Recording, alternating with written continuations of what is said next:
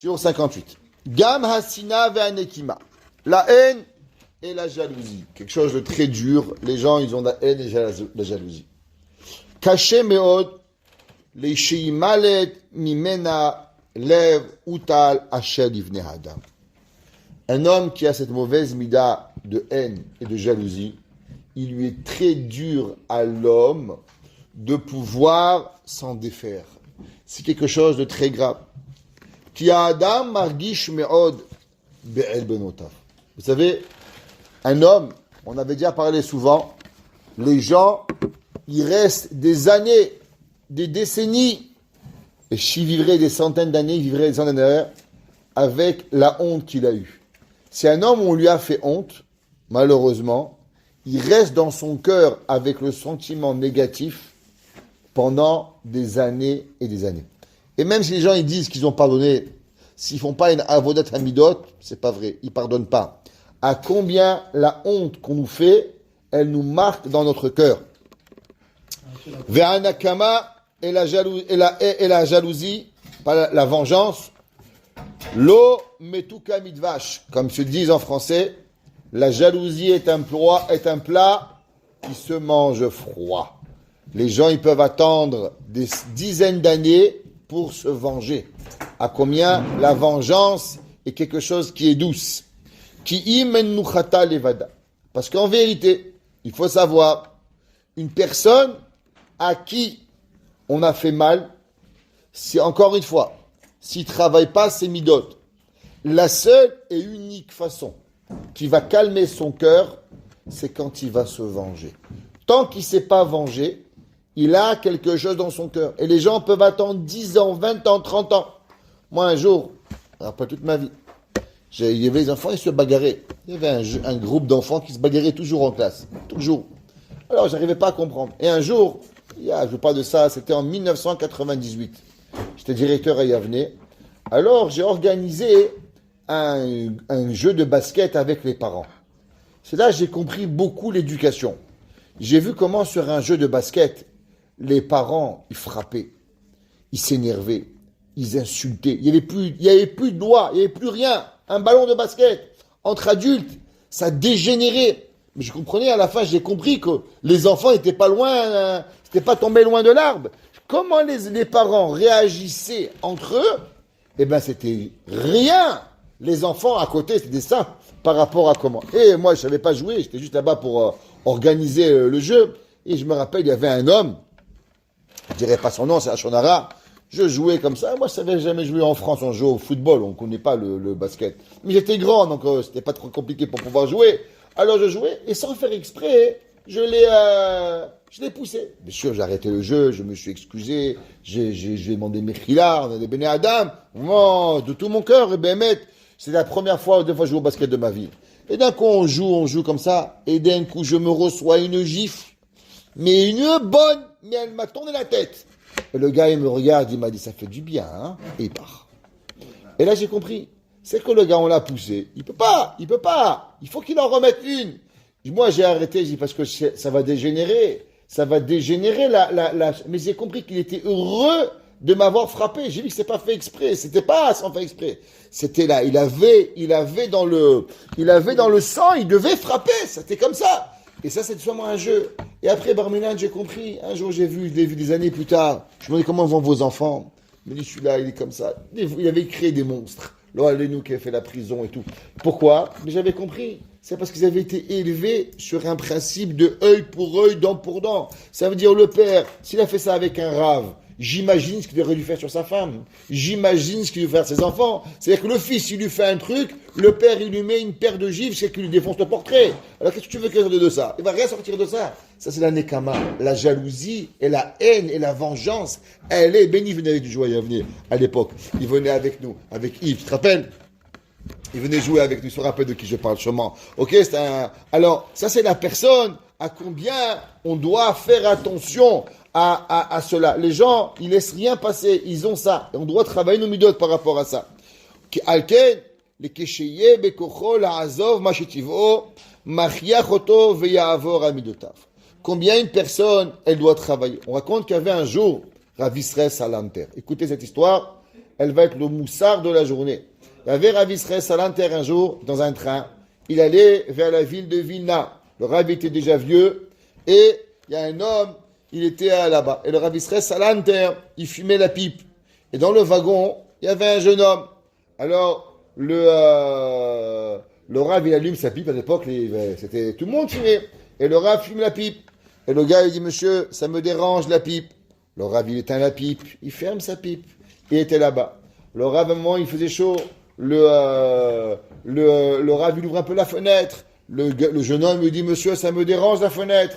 Le Rav, il ferme la fenêtre. Au bout d'un moment, le Rav, il a besoin de prendre quelque chose dans sa valise. Et il descend sa valise. Au moment où la valise, il ouvre la valise, elle touche le pied de ce jeune homme-là. Et le jeune, ni une ni deux, pif, paf, il gifle le Rav. Et le Rav, il dit rien, il demande pardon et il s'excuse. En arrivant à la ville de Vilna, le jeune, il descend et il voit toute la ville de Vilna dans la gare. Et là, il demande, mais qu'est-ce qui se passe? Et il dit, mais tu sais pas, dans ce train, il y avait Rav Israël Salanter. Toute la ville de Vilna est venue accueillir le Rav. Alors le gars dit, waouh, c'est exactement lui que je suis venu venir voir. Et il arrive, à l'époque, il n'y avait pas comme maintenant des photos. Et le gars, il arrive et il se met face à face avec qui? Avec le gars qui l'a giflé. Alors il ne sait pas quoi faire. Et le lendemain matin, il vient voir le Rav et il demande Mechila. Le Rav il dit, mais pourquoi tu voulais venir me voir? Il dit, parce que je veux devenir shochet. Voilà, j'ai appris la halachot, j'aurais voulu avoir une semicha, une ordonnance de votre part, comme quoi je suis un bon juif, un bon shochet. Alors le Rav, il lui dit, ok, on va t'interroger. Et bien sûr, ce monsieur connaissait ni entre la main droite et la main gauche. Il savait même pas où ça commençait, où comment ça finissait. Alors le Rav, il voit, écoute, je pense qu'il te manque un peu encore à apprendre. Il dit, mais t'inquiète pas, je vais t'envoyer chez mon gendre. Mon gendre, il est dans telle ville, lui, il est Rav, il va t'apprendre la Shechita. Et le Rav, il va le voir, et le Rav, le gendre, il va. Et quand il finit, il demande, reviens me voir. Le Rav l'interroge. Le Rav, il va, et il cherche par tous les moyens à le placer, à lui trouver une poche de choquette. Et il le marie, et le Rav est avec lui. Et des années, les gens disent, mais Rav, qu'est-ce que tu as avec ce jeune homme-là? Et je vais vous dire, il m'a mis une gifle. Et dans ma nature, quand un homme te fait du mal, tu as envie de lui rendre du mal. Et la seule et unique façon que j'ai trouvée à pas vouloir de lui rendre du mal, c'est en lui rendant du bien. Parce que maintenant, quand je lui donne du bien, alors automatiquement, ma volonté de lui faire du mal, elle disparaît. Mais sinon, j'aurais pas pu être capable d'enlever la vengeance de mon cœur. La vengeance, quand un homme il te fait du mal, il est naturel. Si l'homme, il travaille pas sa mida, c'est certain qu'il va vouloir te le rendre. Et on doit travailler, on est tous des humains. Je t'ai fait mal, tu veux me faire mal. Tu m'as fait mal, je veux te faire mal. Sinon, l'homme, il vient pas. Il essaye d'être gentil, de rendre du bien. L'homme, il devient un grand monstre. L'homme, il devient un monstre garanti. Et sachez que la mida de la kina, elle a pas de limite. Elle a rien. Le Ramchali va dire que la kina, elle tue, elle vole, elle massacre. Les gens ne s'arrêtent pas avec quoi que ce soit. Velo isna misheirbo, ouais. Et il va pas haïr celui qui lui a fait une remontrance, ouais. Hasina. Souvent, il y a un rabbin, il te dit une petite remarque. Qu'est-ce que tu fais? Eh bien, toi, à la makom, tu lui as haine pour lui. Qu'est-ce que c'est marqué dans la Torah? La Gemara dit Vaï bime shefot hashoftim. Page 55, 3 lignes en partant du bas. La Gemara a dit, qu'est-ce que ça veut dire Vaï bime shefot hashoftim? Et ce fut le jour où on jugeait les juges. La Gemara a dit, les gens ils disaient, t'as un petit point dans ton œil, et dit, et toi, tu as une pousse dans ton œil. Ça veut dire que les gens, ils jugeaient automatiquement toutes les personnes qui leur disaient la moindre remontrance. Et souvent, qu'est-ce qui arrive? Quand une personne, il nous fait une tochacha, une petite remontrance, après de dire merci beaucoup, on crée pour lui de la haine. On va le haïr parce qu'il nous a dit quelque chose qu'il faut. Veloïkom imenu, bizameno sheyuchal einakem. Et la personne, ouais, il ne faut pas qu'il se venge et trouver le moment où la personne elle peut se venger. Velo itorlo. C'est quoi l'otikom, velo titor? Il y a deux lavim. Un, c'est de se venger. Par exemple, moi, j'ai pas prêté ma bicyclette à Benny. Benny va dire, moi aussi, je te prête pas la bicyclette. C'est venger. c'est quoi l'auditor? Je lui dis, Benny, tu veux pas prêter les bicyclettes? Ben moi, je suis mieux que toi. Moi, je te la prête. T'as pas le droit de dire ça. Tu prêtes. Mais t'as pas le droit de dire, ah, toi, tu me donnes pas. Ben moi, je vais te donner. Et je suis mieux que toi. La Torah ne veut pas. Faut pas se trouver le moyen de devenir sur le dos de l'autre, de monter. Je vais déjà expliquer. Il y avait un jour raconté le Rav Mirtav Melia ou le Rav Eliyahu Dessler. Il y avait un jour 2 petits enfants qui jouaient dans le parc. Un petit garçon, il est monté sur un tas. Il a dit à l'autre, je suis plus grand que toi. L'autre, il a eu honte. Il a poussé le copain. L'autre est tombé par terre et dit, mais non, moi, je suis plus grand que toi. Il a dit Rav Israël Salante, il a dit le Rav Dessler, quelle est la différence entre les deux? Il a dit, le premier, il est monté sur un tas. Il est vraiment devenu plus grand que l'autre. Le deuxième, il a seulement fait tomber l'autre. Et quand l'autre, il est tombé, alors il est senti plus grand. Mais Béhémet, il n'est jamais devenu plus grand. Dans la vie, il faut faire un effort pour monter, pour devenir une meilleure personne. C'est pas en faisant tomber les autres qu'on doit se sentir plus grand. Ouais. Et là, et takol ishkar, tout l'homme, il doit oublier. V'yassir melibo, ke'ilu lo haya. L'homme, il doit faire comme si qui s'est jamais arrivé. L'homme, il doit fermer ses yeux. Et l'homme, il doit prendre sur lui des années pour pouvoir y arriver. Rabbi Akiba dit, Ve'ahavta l'ereacha kamocha, zeklal gadol batora. À combien Rabbi Akiba, toute sa vie, il a travaillé sur ça. Chazak ve'amitsu. L'homme, il doit être fort. Ve'ukal rak le malach et asharet. Alors, écoutez, qu'est-ce qu'il dit le Ramchal? Parce que je sais que tout le monde dit, ouais, ça va, il exagère un peu, c'est pas si dur. C'est que vous n'êtes pas émette. Le Ramchal dit, tous ici, et ça fait 250 ans qu'il a écrit ce livre, le Ramchal, et il dit qu'un homme, il n'a pas envie de se venger, ou qu'un homme, il n'a pas de haine, ou qu'un homme, il ne veut pas se grandir sur le dos de l'autre, ça n'est facile que pour les anges. Si vous n'êtes pas un ange, c'est pas facile. Et c'est normal que c'est pas facile. Ça, c'est ce que la Torah nous demande. La Torah nous demande de devenir un Malach Hashem, Béhémet. Et notre Teva, notre nature, par excellence, elle est vraiment de vouloir se venger, de vouloir haïr la personne. Et les anges, ils n'ont pas de sina. Les anges, ils n'ont pas de kina. Mais nous, on n'est pas des anges. Si on veut arriver à ne pas avoir de haine, si on veut arriver à ne pas avoir de vengeance, à combien on doit travailler sur nous. Il y a des gens, j'ai connu un monsieur un jour, je connaissais, un jour il était avec mon oncle Zechono Livracha, il marchait sur la rue centre-ville, c'est 2 adultes, déjà des parents, ils avaient déjà des enfants et tout. Et mon oncle qui marchait avec lui, il travaillait dans le même genre de travail. Et un jour, il a dit à mon oncle, attends 2 secondes. Il est rentré dans un endroit, il a vu un gars, il lui a démoli la tête. Mon oncle, il regarde, il est parti celui-là où? D'un coup, il entend la bagarre, il va dans un... Il dit, mais qu'est-ce que tu es parti faire?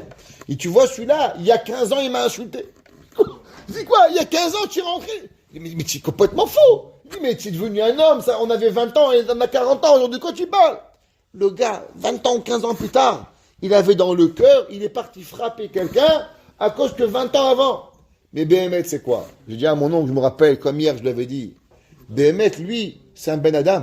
Parce qu'il n'a pas de moussard. C'est un gars qui mange, qui boit, qui dort. C'est une vache. Parce qu'il n'a rien. Toi, tu as compris que Béhémet, Torah, c'est devenu un Ben Torah, Shomer Mitzvot. Alors, tu comprends qu'on doit pardonner. Mais lui, qui n'a pas de Torah, alors ça reste dans son cœur. C'est encore là comme le premier jour. La peur, la haine, la sina, non seulement elle part pas, mais elle grandit. La sina, c'est quelque chose qui ne va pas diminuer avec le temps. Plus vous allez passer le temps, et plus vous allez réfléchir, et ça grandit, ça grandit, ça grandit, ça grandit. Et à l'inverse, si le premier jour elle pesait 100 grammes, 10 ans plus tard, elle pèse 15 kilos. 20 ans plus tard, elle pèse 50 kilos. Elle va juste augmenter. L'homme, s'il ne travaille pas sa mida, barminam, à combien il va lui être dur? Lo eshorne bate chomer. C'est pas facile à nous, des personnes qui sont de création chomer, de matériel. Asher be'afa yesodam. De quoi nous sommes faits? Nous sommes faits de terre, de chair, omnam. Gzerat melech. Seulement comment c'est possible d'y arriver? La réponse, elle est c'est Gzerat Meler. Qu'est-ce que ça veut dire? Il explique, le Chafetz Chaim, quelque chose, un yesod incroyable. Le Chafetz Chaim, il demande une question. Tout le monde connaît la fameuse Pasuk. La Gemara dit que c'est marqué le Pasuk au Fia Hashem Me'ar Paran. Akadosh Baruch Hu, au moment de Matan Torah, il est arrivé de la montagne de Paran. La Gemara a dit, de Masechet Shabbat, qu'est-ce que ça veut dire? Où est-ce qu'il était Dieu que Akadosh Baruch Hu, il est arrivé? Il est parti faire un tour, il est parti jouer à la guitare, il est parti faire une petite trompette dans l'océan Pacifique, avant de la Torah. Est-ce qu'il est parti à Akadosh Baruch Hu? C'est quoi? Au Fia Hashem, Dieu nous est apparu de Har Paran. Il est parti où Har Paran? La Gemara dit qu'Akadosh Baruch Hu, il est parti chez toutes les nations du monde. Et il leur a demandé, est-ce que vous voulez recevoir la Torah? Top. Alors, il est parti chez les Français. Il leur a demandé, est-ce que vous voulez la Torah? Il dit, oui, mais qu'est-ce qui est marqué dans la Torah? Il dit, il faut respecter les lois des mœurs. Il dit, non, merci beaucoup, on ne veut pas. Il est parti chez Ishmaël. Il dit, est-ce que tu veux recevoir la Torah? Il dit, c'est quoi la Torah? C'est marqué l'Otixol. Il dit, c'est pas possible, nous on vit de l'Otixol. Vous connaissez sa fameuse blague? Il y avait un jour un Ishmaéli. Ouais, il avait son père qui était Ishmaéli et sa mère, elle était juive. Alors il est parti demander à son père, il dit, papa, je suis juif ou arabe? Il lui a dit, mon fils, ton père il est arabe, t'es arabe. Et alors c'est sa mère, il lui dit, maman, je suis juif ou arabe? Il dit, ta mère elle est juive, t'es juif. Le père il dit, mais c'est quoi le problème? Pourquoi tu demandes ces questions? Il dit, papa, il y a une bicyclette en bas. Je sais pas, je la vole ou je négocie. Ok? Alors, l'homme il doit savoir, Ishmaël, il est là. Il demande chez Esav. Il dit, qu'est-ce qu'il dit la Torah? Il dit, le tirtzach. Il dit, moi je peux pas, je vis que de la mort. Alors, il demande le Chafetz Chaim, est-ce que Akadosh Baruch Hu, les Juifs avaient demandé qu'est-ce que la Torah est écrite, qu'est-ce que Dieu il aurait donné, il aurait dit comme Torah. Chez chacun, il leur a donné la question, la mitzvah la plus difficile pour eux. Chez nous, le peuple juif, c'est quoi la mitzvah la plus difficile? Si nous, on avait demandé qu'est-ce qui est écrit dans la Torah, qu'est-ce que Dieu il aurait donné? Il dit le Chafetz Chaim, la Shonara. C'est autant grave pour un Ishmaéli de ne pas voler, pour nous, la Shonara. C'est aussi grave. Notre base, on adore la Shonara. Alors il demande, comment c'est possible que nous, on n'a pas demandé la question? Il dit le Chafetz Chaim qu'on a compris une chose, que même ce qui est impossible à l'humain de faire, après que Akadosh Baruch Hu te demande de le faire, alors il te donne la force de le faire.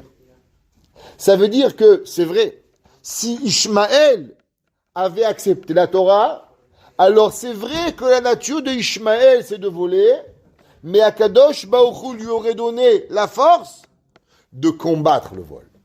Esav, sa volonté c'est quoi? De tuer. Mais s'il avait accepté la Torah, alors il aurait eu la force de ne pas voler. Le peuple juif, il adore la Shonara. Mais dans la Torah, il y a dedans la force pour combattre. La haine et la jalousie, c'est naturel à l'homme. Il est impossible à un humain de ne pas avoir la haine et la jalousie. Mais, du fait que Akadosh Baruch Hu nous a demandé la Torah de l'autisme ne haïs pas, ne te venge pas, ça veut dire qu'on peut trouver dans la Torah un moyen d'être au niveau des anges. Ce qui est impossible à un être humain de comprendre. Il est impossible à aucune des nations du monde de comprendre ce que ça veut dire de ne pas être jaloux, de ne pas vouloir se venger et de ne pas haïr. Pourquoi? Parce que la nature humaine, elle est de jalousie, elle est de haine, elle est de vengeance. Et les seuls qui sont capables d'enlever de eux, de leur cœur, c'est nous. C'est pour ça que le peuple juif, il a une force incroyable. Et je terminerai avec une histoire, ça vous irait réfléchir. Il y avait un jour un homme, il est arrivé dans un camp pour voir son fils durant l'été. Vous savez, les camps en Amérique, tous les enfants ils vont au camp. Donc il y en a avec lui son papa, qui a été dans les 80 ans. Et le papa est un homme très jovial, toujours avec un grand sourire, il est bien. Et d'un coup, son papa, en une seconde, il devient blanc. Une seconde, il devient blanc. Alors, le fils, il dit, papa, tout va bien? Et ça va. Il dit, tu n'as pas l'air d'aller. Il dit, t'inquiète pas, tout va bien.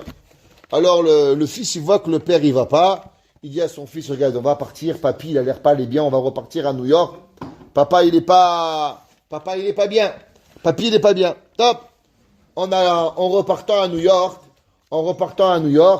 le fils et le père, il dit, arrête-toi, mon fils.